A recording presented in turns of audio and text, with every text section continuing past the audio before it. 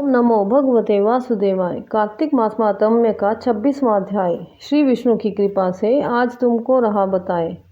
नारद जी बोले, इस प्रकार विष्णु पार्षदों के वचन सुनकर धर्मदत्त ने कहा, प्राय सभी मनुष्य भक्तों का कष्ट दूर करने वाले श्री विष्णु की यज्ञ, दान, व्रत, तीर्थ सेवन तथा तपस्याओं के द्वारा विधि पूर्वक आराधना करते हैं।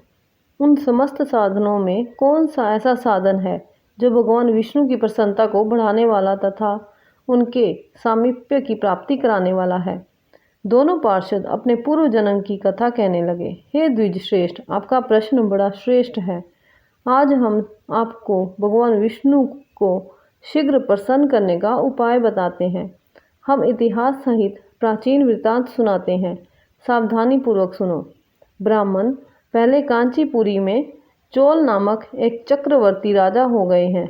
उन्हीं के नाम पर उनके अधीन रहने वाले सभी देश चोल नाम से विख्यात हुए। राजा चोल जब इस भूमंडल का शासन करते थे, उस समय उनके राज्य में कोई भी मनुष्य दरिद्र, दुखी, पाप में मन लगाने वाला अथवा रोगी नहीं था। एक समय की बात है, राजा चोल अनंत शयन नामक तीर्थ में गए, जहाँ जगदीश्वर भगवान विष्णु ने योग निद्रा का आश्रय लेकर शयन किया था। वहाँ भगवान विष्णु के दिव्य विग्रह की राजा ने विधि पूर्वक पूजा की। दिव्य मणि, मुक्ता फल तथा सुवर्ण के बने हुए सुंदर पुष्पों से पूजन करके साष्टांग प्रणाम किया। प्रणाम करके ज्यों ही बैठे, उसी समय उनकी दृष्टि भगवान के पास आते हुए एक ब्राह्मण पर पड़ी, जो उन्हीं की कांची नगरी के निवासी थे। उनका नाम विष्णुदास था। उन्होंने भगवान की पूजा के लिए अपने हाथ में तुलसी दल और जल ले रखा था। निकट आने पर उन ब्राह्मण ने विष्णु सूक्त का पाठ करते हुए देवादिदेव भगवान को स्नान कराया और तुलसी की मंजरी तथा पत्तों से उनकी विधिवत पूजा की। राजा चोल ने जो पहले रत्नों से भगवान की पूजा की थी, वह सब तुलसी पूजा से ढक गई।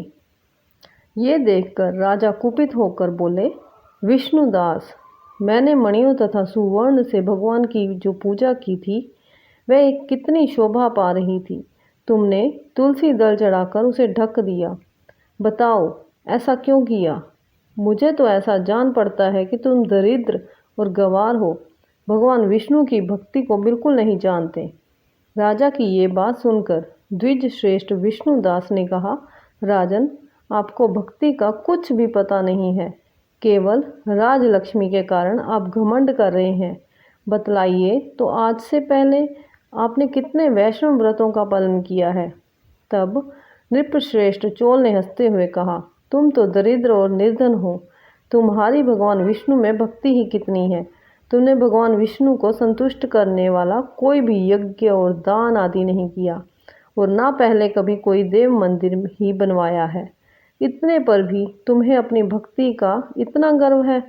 अच्छा, तो ये सभी ब्राह्मण मेरी बात सुन लें। भगवान विष्णु के दर्शन पहले मैं करता हूँ या ब्राह्मण? इस बात को आप सब लोग देखें, फिर हम दोनों में से किसकी भक्ति कैसी है, ये सब लोग स्वतः ही जान लेंगे। ऐसा कहकर राजा अपने राजभवन को चले गए। वहाँ उन्होंने महर्षि मुर्दल को आचार्य बनाकर वैष्णव यज्ञ आरंभ कर दिया। उधर सदैव भगवान विष्णु को प्रसन्न करने वाले शास्त्रोक्त नियमों में तत्पर विष्णुदास भी व्रत का पालन करते हुए वही भगवान विष्णु के मंदिर में टिक गए। उन्होंने माघ और कार्तिक के उत्तम व्रत का अनुष्ठान, तुलसी सीवन की रक्षा, एकादशी को द्वादक्षर मंत्र का जाप, नृत्य, गीत आदि मंगलमय आयोजनों के साथ प्रतिदिन षोडशोपचार से भगवान विष्णु की पूजा आदि नियमों का आचरण किया। वे प्रतिदिन चलते फिरते सोते हर समय भगवान विष्णु का स्मरण किया करते थे। उनकी दृष्टि सर्वत्र सम हो गई थी। वे सब प्राणियों के भीतर एकमात्र भगवान विष्णु को ही स्थित देखते थे। इस प्रकार राजा चोल और विष्णुदास दोनों ही भगवान लक्ष्मीपति की आराधना में संलग्न थे।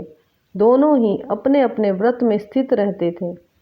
और दोनों की ही संपूर्ण इंद्रियां तथा समस्त कर्म भगवान विष्णु को समर्पित हो चुके थे। इस अवस्था में उन दोनों ने दीर्घ काल व्यतीत किया। इस तरह 26वें अध्याय का हुआ समापन। आप सबको कार्तिक मास महात्म्य के पावन पर्व की बहुत बहुत मंगल बधाई। जय जय श्री राधे श्याम, जय जय श्री राधे श्याम।